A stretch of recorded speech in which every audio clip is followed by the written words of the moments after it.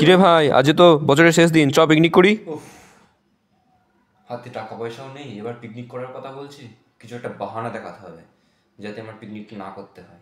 ও, বছরের শেষ বলে পিকনিক করতে হবে? বাহ, পিকনিকটা কেন করতে হয় তোরা সেটা জানিস? হ্যাঁ, না জানি না, তুই বলে দে। আরে যার বছরটা খুব ভালো কাটে সে বছরের শেষ দিন তাই সেলিব্রেশন করার জন্য পিকনিক করে। আর তোরা সবাই পিকনিক করছে তাই আমাদের পিকনিক করতে হবে? বিশাল ব্যাপার। যারা বছরের প্রত্যেকটা দিন কাজের মধ্যে দিয়ে কাটায়, সেলিব্রেশন করার টাইম পায় না, তারা বছরের শেষ দিন ভালোভাবে ছুটি নিয়ে সেলিব্রেশন করার জন্য পিকনিক করে।